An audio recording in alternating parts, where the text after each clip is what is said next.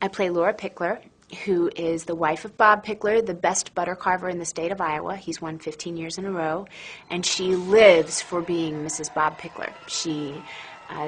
She thinks that it's going to lead to a life of politics, his success in butter, and his fame from, his local fame from being the best butter carver. He's been on Oprah before, he was in Parade magazine, and she just sees this as taking them to the top. And she's very ambitious for the two of them. And he decides, without talking to her, that he is going to give up butter carving and become a judge, and it makes her crazy, because she had no control over it, and her whole life has changed at the drop of a hat, and she's grasping at straws, trying to save herself.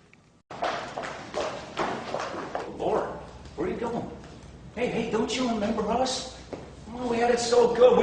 We were king and queen of prom. We were Boyd and Laura. Don't go. I need to see you. Boyd Bolton runs Bolton Supercenter, the big car dealership in town, and he was the boyfriend at high school of Laura Pickler. In our story, he briefly comes back into her life because she realizes that he can do something for her, or will do something for her that probably no one else would.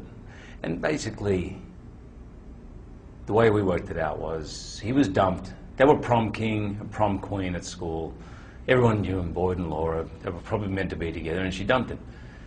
And even though he's remarried and Tammy has kids, the moment she turns up on his doorstep, he drops them all. It's like, thank you God, this is my second chance. So he's very briefly very happy. There were so many things about this script. It was such an original story, first of all, and I love stories that are set in a world that maybe you don't know anything about, but that are universal in the characters. And this is a great example of that. I mean, who knows about the world of butter carving? And yet, if you live in the middle of the country, you know that it is a real draw at the state fairs, and there's a real art to it. Brooke is a sassy, smart, raunchy, funny stripper who likes to shock. And she's also from Iowa, and you get the sense that she hasn't really left Iowa much, but she is sort of a different breed, the other people in the movie and of the town. She's moving to her own tune, and she's sort of like this little Tasmanian devil who blasts through any room she's in and through town. And she's about as opposite as you could get from Jennifer Garner's character, from Laura Pickler.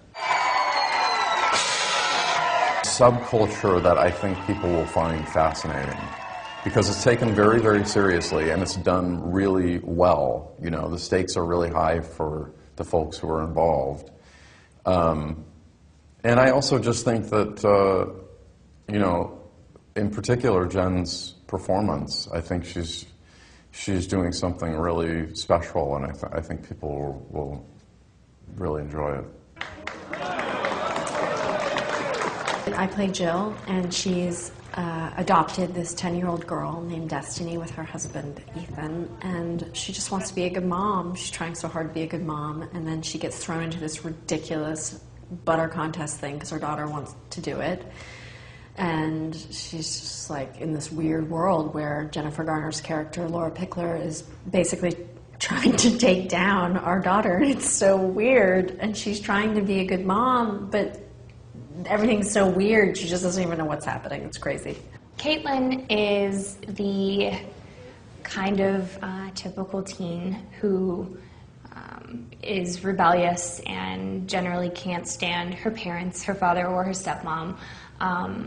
Is kind of the girl who thinks she knows it all, but in the end it turns out she really doesn't know much about herself, and she kind of has to find herself. I think she's quite vanilla in the beginning, and she doesn't really know who she is. She just knows she doesn't want to be like her stepmom.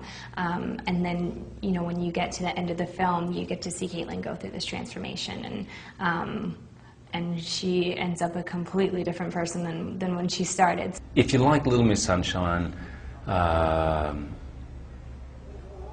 Die For, Fargo, if you like those kind of irreverent, hilarious, satires, you're going to love Butter.